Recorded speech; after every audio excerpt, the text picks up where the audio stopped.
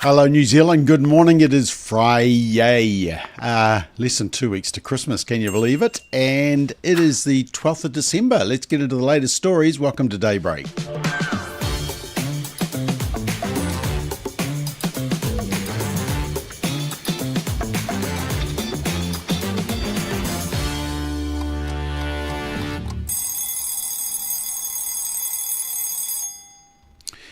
Yep, 12th of December. I hope it is going to be a great weekend for you coming up. It's going to probably be a lot of shopping, a lot of traffic, a lot of stress, all that type of stuff. But anyway, we'll enjoy this morning. And look, later on in the program, I do want to focus a little bit on Erica Kirk and Turning Point. She has finally pushed back against some of the nonsense, some of the evil conspiracies. It's been quite shocking to watch, actually, and what she's had to put up with, not only the assassination, but then some of the conspiracy theories going around afterwards. So look, we'll come back to that, but let's just look over the Tasman.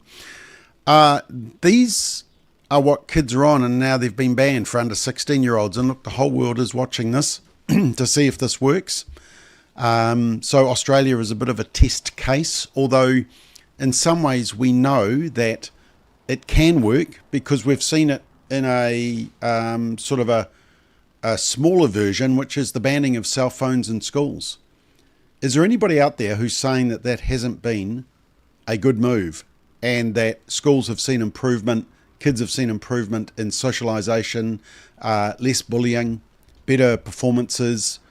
So we actually know that when we come down on this issue, we actually see good results. It's just the big question is, does a complete ban work? And look, I still think it's a major step. It's a bit like, as I was talking to Simon O'Connor last night on Political Playback, it's a little bit like lowering the drinking age from 20 to 18 overnight. Is it going to work straight away? No, it's not. There's going to be issues. There's going to be kids who get around the system. It's going to take a while to embed itself. But what you've got is you've got the structure in place. You've got parents now having the law backing up their concerns.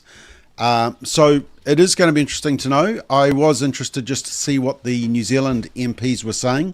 Seems to be sort of openness to this. And the Greens actually made some good noises on this. Well, they almost did, but they undid themselves right at the end, which you'll notice. So this is what the New Zealand MPs said. Very personally invested in actually ensuring that we ultimately deliver our own ban ourselves here in New Zealand. I think we need to make sure we've got guidelines and guardrails in place for our kids in the virtual world as we do in the physical world. The whole world's watching Australia because no one really knows what's going to happen, and there's good argument. It could actually make things worse if it drives children into worse parts of the internet and stops them wanting to talk to their parents about it. We've said that we will support the bill at first reading. We're also happy to work with the government to come up with a law that will actually work. We want to get this right. We think that the future generations of New Zealanders, deserve for us all to take this seriously and to get it right. Well, that matter will have to be addressed by our caucus.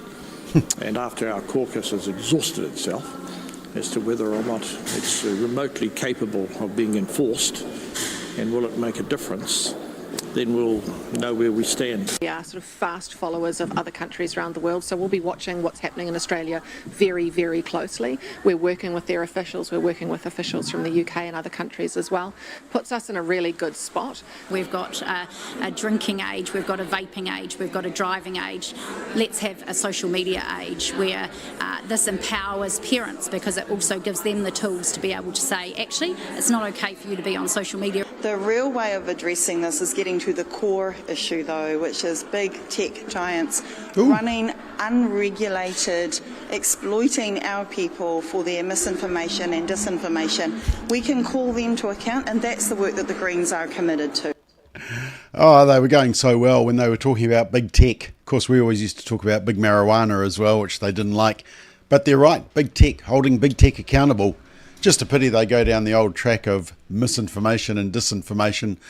But as you can see, quite a bit of openness to this concept. So, look, I think we will watch Australia with interest. They're the lab rats in all of this. I think the world shares the concern that big tech has got away with blue murder for too long, inappropriate stuff, explicit pornography, suicide ideation, toxic body image messaging, cyberbullying. There is just so much negativity, and big tech hasn't been held accountable. And now suddenly they've been asked to be accountable, and the pressure is being put on them. And it's interesting what they've been able to do, and how they've been actually admitting that, oh yes, we do know who is under 16 on our platforms. I saw that Jonathan Haidt made a comment. He said, look, we're not banning kids from the internet. They can still search stuff, they can still watch stuff. It's just that they can't make contracts with big tech, and big tech can't then use that to target them with algorithms, etc. So that can't be a bad thing. So watch this space. More people speaking up against the whole trans and sports thing. The latest one is Arina Sabalenka, #1 world tennis player. Margaret Court is the world's women's greatest tennis player from Australia. Of course, she gets in trouble because she's a pastor in Perth and of an AOG church now. And she speaks up on these issues and she gets pilloried. But there's a tipping point, isn't there? And more people are starting to speak up for biology. And here we are, the latest one. World's top-ranked women's tennis player says she does not agree with trans women competing in women's sports. In other words, dudes in the women's sports section. Claiming that it's not fair for women to face biological men, which, of course, is exactly true. Speaking of that, woke FIFA are still having problems because they designated a game as a pride match at the end of June for the World Cup next year. Problem was that it was Egypt versus Iran. Oops. The same group that New Zealand's in, interestingly. And so they want to have this match that celebrates LGBTQIA R2D2 for the match, but it's Iran versus Egypt. And so the Egyptian Football Association has sent a letter to FIFA saying it rejects such activities, such as promoting homosexuality during the match, that directly contradict the cultural, religious and social values in the region, especially in Arab and Islamic societies. And Iran made a similar statement. The president of Iran's Football Association said, both Egypt and we have objected because this is an unreasonable and illogical move that essentially signals support for a particular group, and we must definitely address this point. So there we are. That's going to be an interesting one for the left. Do they, bow down to a certain religion that normally they do, or do they come out against it because of the LGBT component? So watch this one. FIFA have scored a massive own goal on that particular one. Speaking of own goals, Sam Altman, who is the OpenAI CEO, he's in a same-sex, well, says marriage, but it's not a marriage, is it? Relationship. And he says he can't fathom parenting without the use of AI. Yep. He said, I feel kind of bad about it because we have this genius level at everything intelligence sitting there waiting to unravel the mysteries of humanity. And I'm like, why does my kid stop dropping his pizza on the floor and laughing? Yeah, that's how tough it is to be a parent these days. Apparently you need AI. Sam Altman isn't the greatest. He made some, I think, if I remember correctly, he made some derogatory comments at the time of Charlie Kirk's death, which Elon Musk called him out for, although there's no love lost between Elon Musk and Sam Altman, sort of in competition. But anyway, there we are. You need AI to raise kids. Apparently it's just not a natural progression as the rest of us normal parents can figure out. Interesting study on Netflix. A lot of people send me examples of dodgy stuff on Netflix, and I basically say, don't let Netflix supervise your kids. And a new study out from a group called, Concerned Women for America, says that at least 41%, so almost half of G-rated series on Netflix feature LGBT content, including trans-identifying characters and same-sex couples. 326 Netflix shows they analysed, so almost half of those had those themes. And they say Netflix's anti-child, anti-family agenda has finally been exposed. Its children's programming has been infiltrated by adult preoccupations with sexual preferences and gender identity. We knew that Netflix aired this kind of programming, but our study quantifies how many children's programs are subverted by LGBTQ messaging and themes. So if you thought it was a problem, it's been confirmed now. And if you think that you should supervise your kids when they're watching Netflix or, surfing across Netflix, that has been absolutely confirmed. Unfortunately, I can't get your comments today, so I can sort of see the ones on YouTube. So apologies for that. For some reason, the system really doesn't like grabbing your comments, but I can see some of you coming through on these comments. Anna says Sam's a thief. There we go. Well, he's not. He can't figure out his parenting. We know that part. This list here: Surfing Safari, Stephen Adams, Bare Essentials, Richard Simmons, Safety with Rico, Men in Black. Do you know what that's referring to?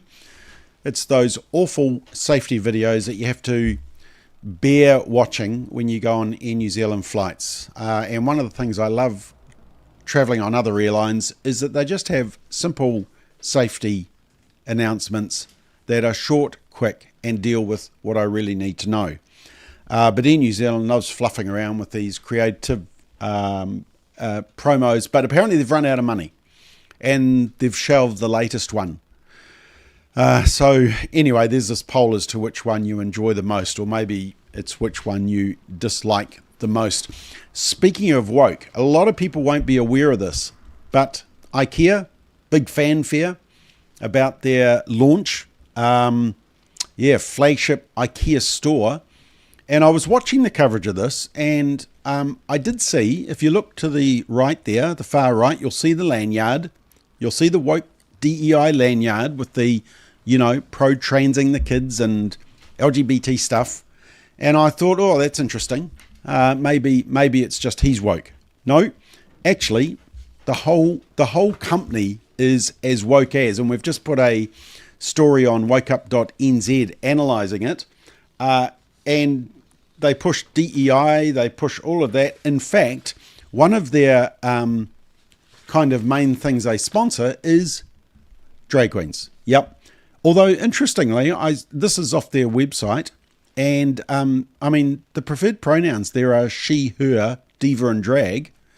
And yet it says, as Boris, he's petite and confident. He's a funny, extroverted queen. Have they just misgendered him? I can barely breathe. I need to go to the Human Rights Commission, I think, about this one. But anyway, bit of an analysis. Back in 1994, apparently an IKEA commercial on TV featured, it was a world first, a male couple searching for a dining room table. Believed to be one of the earliest LGBT advertisements. And if you look at their New Zealand website, they even include a guide for becoming an everyday ally. Quote, use these tips on International Day against homophobia, transphobia and biphobia, and most importantly, every day to make a positive difference in the lives of LGBT people around you. They instruct us to use terms such as partner or spouse instead of saying husband or wife, phrases like everyone or folks rather than ladies and gentlemen. And when it comes to families, they say when talking about families, remember that they come in many forms. Some have two mums, two dads, one parent or other arrangements. And they also don't just want to market it. They want you to include their woke values in your own home.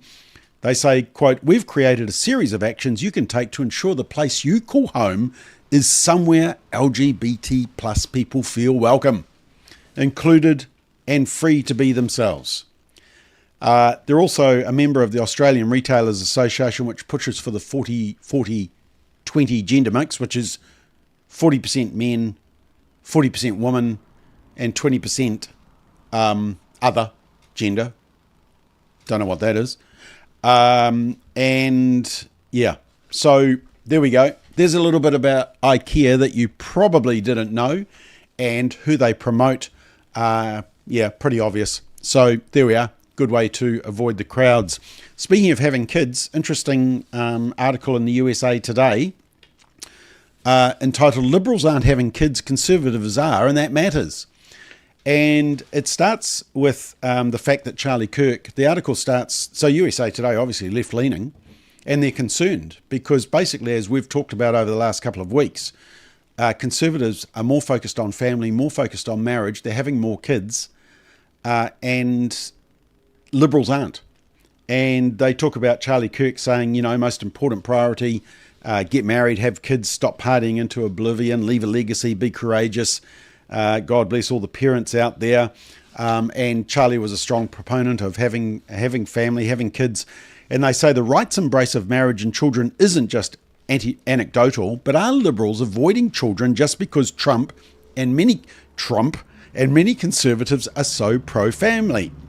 Some certainly are. Trump derangement syndrome has made women do some drastic things, including sterilizing themselves.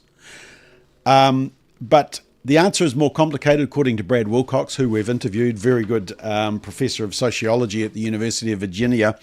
He says that while economics play into people's decisions to marry and have children, culture matters as well. And the left hasn't been prioritising family. Well, they haven't been prioritising family and marriage, and it's showing.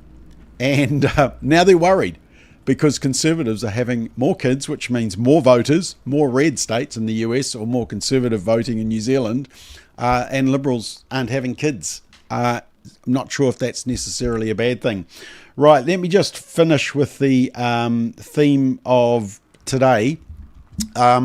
And it's a very good article from Miranda Devine. Now, Miranda spoke at our forum on the family, must have been about 5 years ago. Australian columnist, but she's now with the New York Post. And she's taken up this issue of Erica Kirk.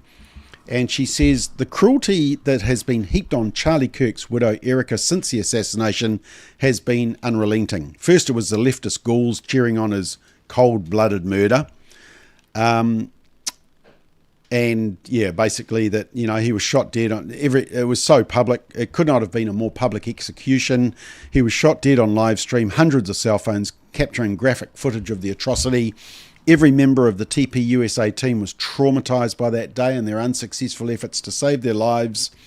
And there was even GoFundMe's popped up to help the alleged killer. But by now, conservatives know the left is a vile death cult full of broken people tipped over the edge by social media. Here's the key bit. What has been far worse than the leftist haters are right-wing adjacent grifters and nuts pushing wicked conspiracy theories about Charlie's murder, pointing the finger at his colleagues, friends, and even Erica herself. These fantasies have been peddled primarily by former prominent TP USA luminary Candace Owens on her hit podcast, which gets more than 40 million views for her wildest rants. She's claimed Israeli Mossad agents, men in maroon shirts, US military, Egyptian planes, Jewish donors, and the French government are somehow complicit. And worst of all, she torments Charlie's widow by suggesting in a disingenuous, just asking questions way that Charlie was betrayed by the people who loved him most. Her proof? A dream. She said, I have a very vivid dream whereupon Charlie told me that he had been betrayed. She's thrown suspicion on Charlie's pastor, his chief of staff, his chief operating officer, his spokesman, the camera guy, you name it. Yeah, and it continues. And then, of course, it refers to the fact that finally on Wednesday, Erica Kirk erupted in a controlled demolition of Owens and all who amplify her toxicity. And it was this interview, which I just want to show you a bit of. Talk to me about this part of the conspiracies that are out there, this disturbing part that people are trying to guess where Charlie is. Can I have one thing? Can I have one thing? Can my children have one thing? Everything was public. We will be building the most beautiful memorial for my husband at Turning Point USA, and it will be for the world to see, and it will be spectacular, and it will have basically museum style for our Charlie, for my Charlie. But can I have one thing? Can my babies have one thing where we hold it sacred, where my husband is laid to rest, where I don't have to be worried about some secular revolutionary coming and destroying my husband's grave while my daughter is sitting there praying? One thing. This is my husband. Yes, he was Charlie Kirk to the world, and I know so many people love my husband, and I am grateful for that. But this is my husband, and I want to be able to have one thing left that is sacred to our family, to my in-laws, to my babies, and to my parents. One thing. What are they taking from you right now? Nothing. But I will tell you what they are doing.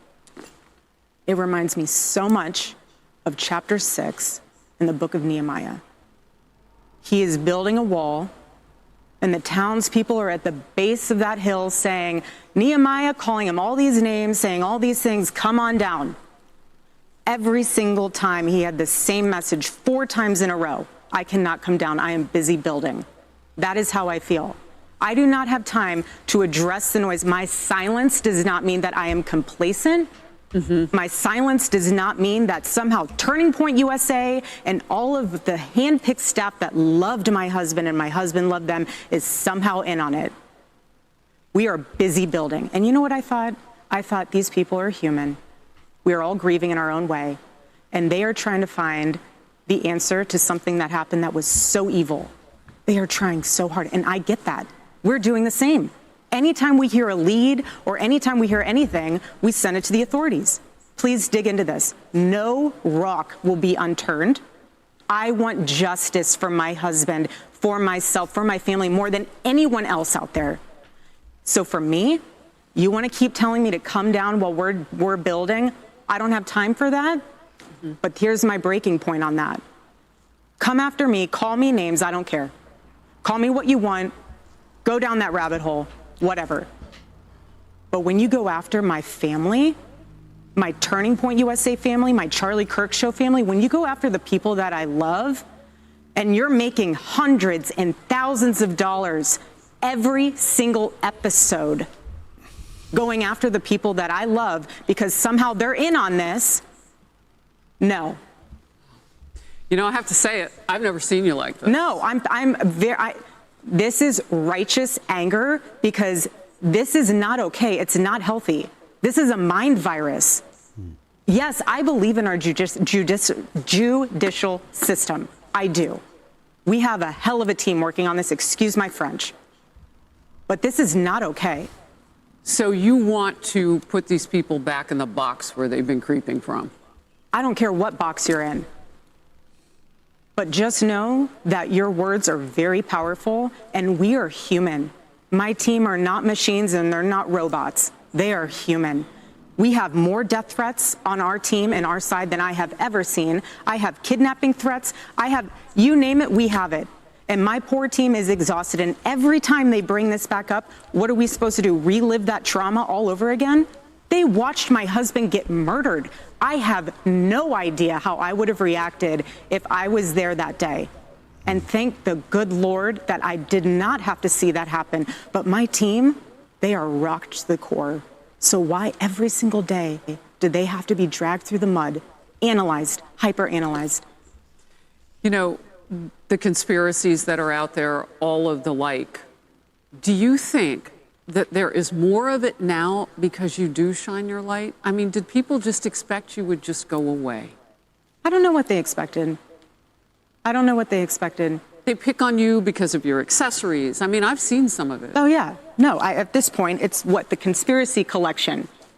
Get it before Christmas. Like, seriously. Wow. If you want to find and pick me apart, go right ahead. I do not care. I don't.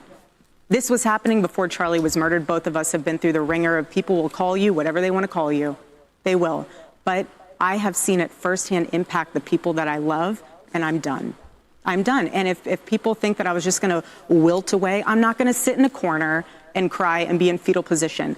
This is a duty to my husband, and it's an absolute honor, and I will never back down. And so my message to them is to stop. To stop. Yeah, pretty powerful to watch. And, you know, people that I have huge trust in are starting to call out. Candice Lila Rose from Live Action, who spoke at our conference a couple of years ago, she said, you've said publicly you'd stop your insinuations if Erica spoke. She has. Now you indicate you're instead going to monetize new attacks on her. what you are doing is wrong, Candice. Your conscience may not be formed enough to realise it, but I urge you to wake up, etc. In fact, there's been a few little compilation videos going around just proving this point. No one, and I mean absolutely no one, outside of my husband and Erica Kirk has the power to shut me up right now. That's it. There's nobody that has the capacity to get me to shut up about this except for Erica Kirk. And I will say this, like, I am on this journey to figure out what happened on that day. I'm not going to stop unless Erica Kirk asks me to stop. I said early on, if Erica Kirk asks me to be quiet, I will be quiet. When you go after my family, my Turning Point USA family, my Charlie Kirk Show family, when you go after the people that I love, and you're making hundreds and thousands of dollars every single episode, but this is not okay. It's a no from me, but you know me. I'm just out here saying what needs to be said. We'll be right back after a brief message from our sponsors. Yeah.